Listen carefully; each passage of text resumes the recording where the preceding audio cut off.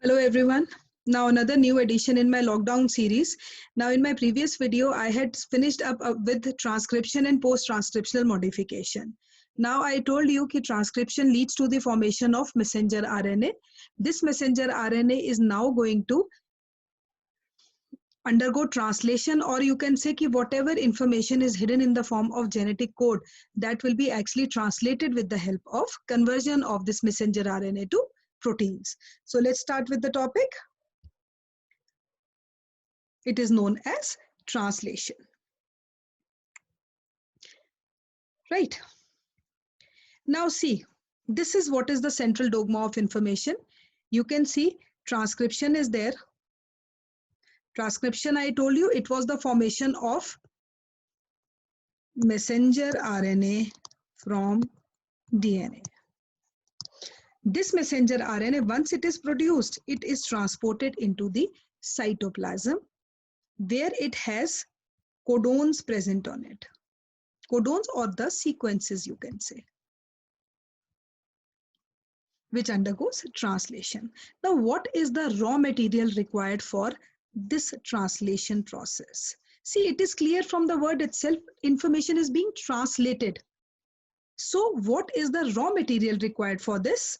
You can say, first of all, let's see the definition. It is simply the process in which a sequence of nucleotide triplets give rise to specific sequence of amino acids during the synthesis of polypeptide chain. And where it occurs in the cytosol. And what it requires is, it requires ribosomes, it requires messenger RNA, transfer RNA, obviously amino acids, and the enzyme required is amino acyl tRNA synthetase, very, very important. So we can say the raw material required for the process of translation is ribosomes, messenger RNA, transfer RNA, ribosomal RNA, set of enzymes, and obviously the amino acids. See, this is how information is being translated. This is again a very good slide which is depicting central dogma or flow or unidirectional flow of information from DNA to mRNA and from mRNA to proteins. And you can see this was the sequence, and it is decoded as what? RNA, which decodes to form this polypeptide. So you can see, always remember, polypeptide so produced will have a N terminal and will have a C terminal. This will again undergo modification, which is post-translational modification. So this is how the information is being decoded with the help of DNA, RNA, and proteins. This is again a very good slide which is depicting how the reaction is occurring. Now, what are again the raw materials for translation? First of all, transfer RNA or tRNA. The structure of tRNA is it has a clover leaf-like structure. What do you mean by this clover leaf-like structure? Means you can see this extra arm. This is a flexible leaf. That is why clover leaf. And the most important thing about this is 3' end is the activated one, or 3' end is the one where this amino acid is attached. And this is what? This is the anticodon loop, and anticodon is actually pairing up with the codon which is present on messenger RNA. So the major point about this which you should know is, which is actually important from examination point of view also, that the 3' hydroxyl group in transfer RNA is the one which is attaching, or which is carrying this amino acid, and the conformation present in it is the CCA. So this is what is transfer RNA. Second are the ribosomes. Now we know, if we talk about prokaryotes and if we talk about eukaryotes, there is a difference. Prokaryotes have 70S ribosomes and eukaryotes have 80S ribosomes. 70S is further divisible into subunits, 50S and 30S, and this is divisible into 60S and 40S. This S is what? It is the sedimentation coefficient, or it is also known as Swedberg unit. Every ribosome, always remember, they have two subunits, larger and smaller. This is the structure of ribosomal subunit. You can see one is the smaller unit and second is the larger subunit. And here you can see it has two sites, P site and A site. As it is clear from the word itself, A site is known as the acceptor site. Acceptor means it is going to accept what? It is going to accept the amino acids. And P site stands for peptidyl transferase site.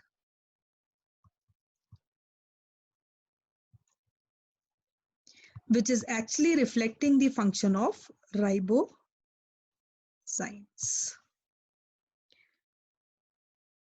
Right? So the raw material is what? It has transfer RNA in it, it has ribosomal RNA in it, and it has messenger RNA in it. And messenger RNA ka structure we know, it has a linear structure. This is the structure of messenger RNA, which has codons, which will be read by transfer RNA bearing specific anticodon to it, carrying the respective amino acid.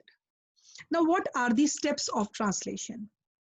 Activation, initiation, elongation, and termination. Overall, if we see, the major steps of translation would be these three: initiation, elongation, and termination. Activation is not a part of translation. Activation is actually what? It is activating the amino acids. Because amino acids, whenever they have to undergo a process, they need to be activated first. Then next, this is how the activation of amino acids takes place. And the name of the enzyme is amino acyl tRNA synthetase. It is actually the fidelity enzyme of translation. Fidelity enzyme. Basically, what is happening is this amino acid will be activated, and side by side, once the amino acid is activated, charging of transfer RNA will take place.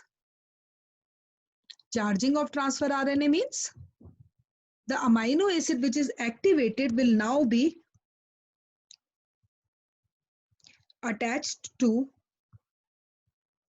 3' end of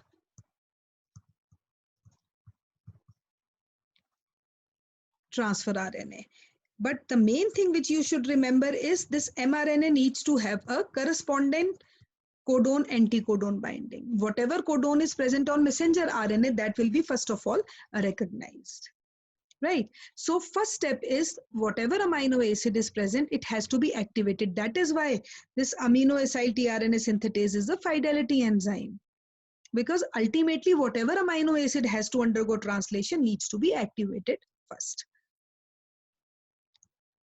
Then this is how at the 3' end this amino acid will bind, or charging of transfer RNA will take place.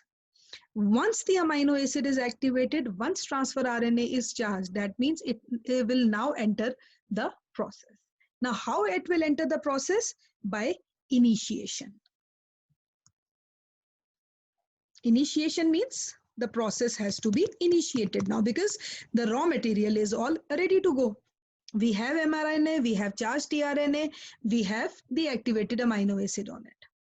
So you can say in eukaryotes, the sequence is known as Kozak sequence, and in prokaryotes, the sequence is known as the Shine-Dalgarno sequence.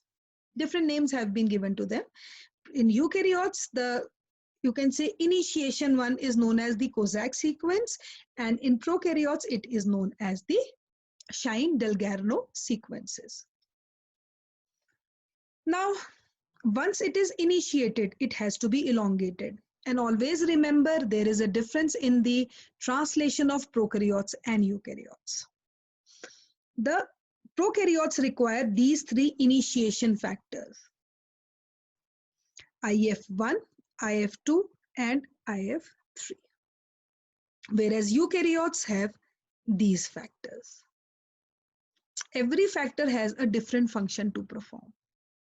Let's say if we take initiation factor 1, it prevents premature binding of tRNA to A site. Second, facilitates the binding of methionine tRNA. This also I'm going to tell you in the next slide. And binds to this, enhances specificity of P site. Same is the case here. So you can say initiation starts. Now, if we look at the initiation, what happens is in prokaryotes, initiation. In prokaryotes, the initiation codon is AUG, which codes for formyl methionine. Whereas in eukaryotes, AUG codes for only methionine. So you can say transfer RNA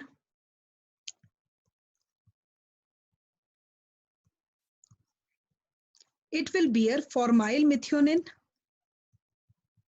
in prokaryotes, and eukaryotes mein it will be only methionine, even though this formyl group is replaced afterwards. But this is the basic difference along with initiation factors which are given in the slide.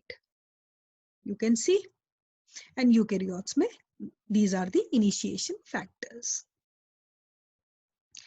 Then once initiation starts, then comes the second step, that is elongation. Now this elongation has two processes which are occurring.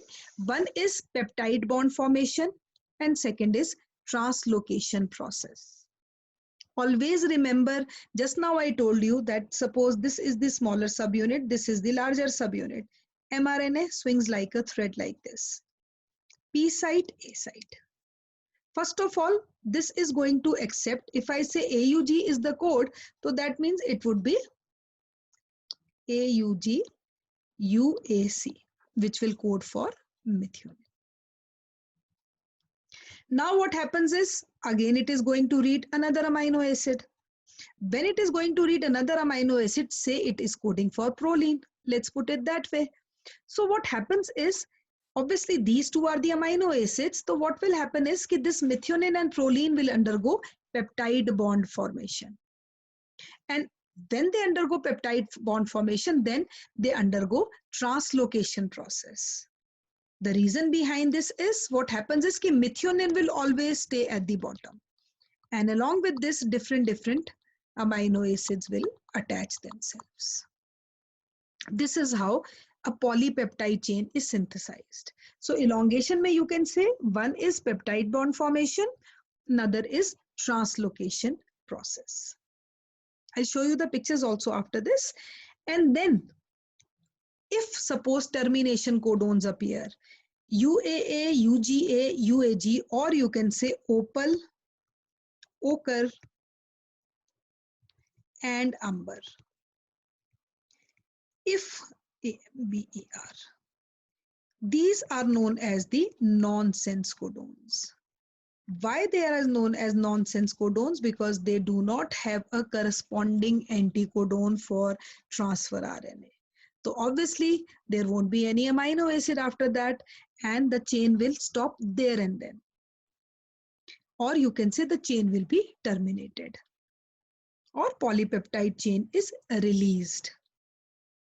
Then it will undergo post-translational modification. This is synthesis of insulin is there, conversion of insulin from proinsulin to insulin. These are all post-translational modification.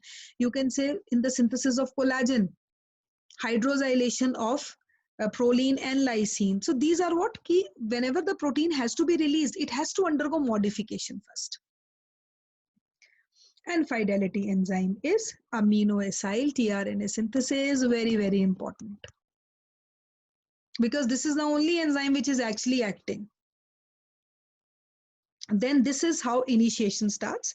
You can see it is clearly demarcated in the picture. What happens is The chain is moving like this. AUG, UAC, let's put it that way. Say this is the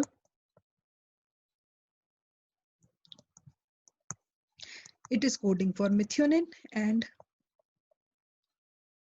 AUG and UAC. So this is what it is preparing itself, and this is occurring in the ribosomes. Once it is initiated, then comes elongation. As you can see, P site is there and A site is there. There is formation of peptide bond also, and translocation is there. And then comes when the stop codon is there. You can see this is UAG, which does not have a corresponding anticodon. So this is how the polypeptide chain is released and termination of translation occurs. Then what are the inhibitors of translation? Puromycin, which because it inhibits the entry of amino acyl tRNA. Tetracycline, it binds to 30S subunit. Chloramphenicol inhibits peptidyl transferase activity of 50S subunit. Erythromycin inhibits translocation, binds to 50S, and cycloheximide inhibits 68 subunit in eukaryotes. So these are what? These are the inhibitors of translation in prokaryotes and eukaryotes. Otherwise, there are so many other inhibitors also, but why I am taking these? Because they have been frequently asked in the exam. Now, next is, this is how you can say this chain is released like this. You can see there is an N-terminal. Now, in this slide, you can see methionine, which was the first amino acid, which was red. It remains at the bottom.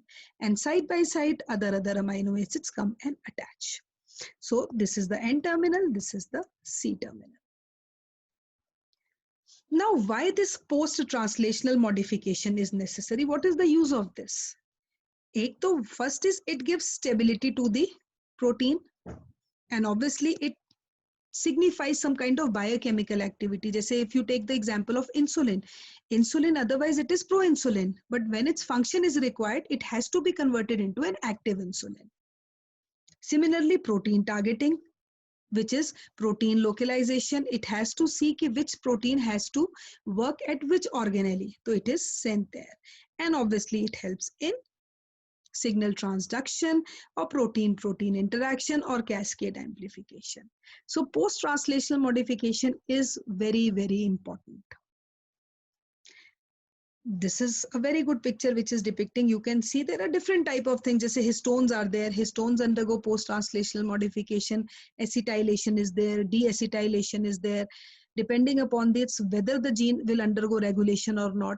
Similarly, N-glycans is there. Formation of N-glycosidic bond. Ubiquitation is there. You can say association with the GP proteins. There are so many things. Now, what are the important steps which takes place? First is trimming. Trimming is removing excess of amino acids. Phosphorylation, which may activate or inactivate the protein. Glycosylation, which leads to formation of proteoglycans or glycoproteins. Hydrosylation, this is very important in the synthesis of collagen.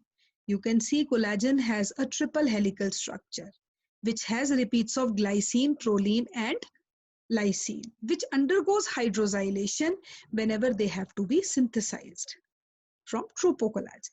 Similarly, defective proteins or destined for turnover number are marked for destruction by attachment of this ubiquitin. The protein which is not required, which is defective, it will undergo this process. Ubiquitin will attach itself and it will degrade the proteins. Just say, for example, addition of phosphate group to a protein. These are some of the examples. Just say phosphorylation is occurring. Phosphorylation means attachment of inorganic phosphate is there. Second is glycosylation. Glycosylation is attachment of a carbohydrate. As you can see here, the covalent attachment of oligosaccharides, addition of glycosyl group to a protein, forming what? either proteoglycans or either glycoproteins, which are the major components of the cell membrane. And this reaction occurs mainly on asparagine, lysine, serine, and threonine. Then hydroxylation, again very, very important. During the formation of collagen, you can say proline and lysine, they can be converted into hydroxylproline and hydroxylrysine. This reaction requires molecular oxygen, this reaction requires ferrous ions, and it requires ascorbic acid or vitamin C so that it undergoes hydroxylation. Tabhi we say also, if there is deficiency of vitamin C, it leads to defective collagen formation. Defective collagen formation, or it leads to what? It can lead to scurvy also. So these are what? These are the post-translational modifications. Similarly, this is again very important, ubiquitination. Just now I told you, this plays a very, very important role. All the defective proteins which are actually not required, they undergo this process. And this ubiquitin gets attached to itself and it actually marks them that this is not required by the body and they have to be immediately released. So they undergo destruction. So this ubiquitination helps in cell cycle regulation. It helps in control of proliferation and differentiation. It helps in this apoptosis. It helps in DNA repair mechanism, immune and inflammatory processes, and organelle biogenesis. So these are some of the important post-translational modifications. Then this is a slide which is actually telling us about the amino terminal acids and what modification they undergo. जैसे if we talk about amino terminal amino acids, जैसे lysine is there, arginine is there, histidine is there, they will undergo these processes. If we talk about carboxyl terminal amino acids like glutamic acid and aspartic acid, they will undergo this process. Arginine undergoes methylation. Aspartic acid undergoes phosphorylation and hydroxylation. Cysteine undergoes cysteine formation and selenocysteine formation and glycosylation. Glutamic acid, again a acidic amino acid, it will undergo methylation, means attachment of methyl group, attachment of phosphate, attachment of hydroxyl group. This is how modification occurs. Then methionine can also undergo sulfoxide formation. Phenylalanine will undergo these processes. Proline will undergo hydroxylation, glycosylation. Serine will undergo this process. Threonine, this process. And tryptophan, this process. So this is how post-translational modification helps in actually translating the basic information which is required by our body. So here I finish up in this video of mine. I have discussed about translation and the modification or post-translational modification of the amino acids. Now in my next video, I am going to discuss about genetic code and mutations. So please, again, I am requesting you kindly subscribe to my channel so that you can, go through so many important aspects of biochemistry. Thanks a lot. Have a good day.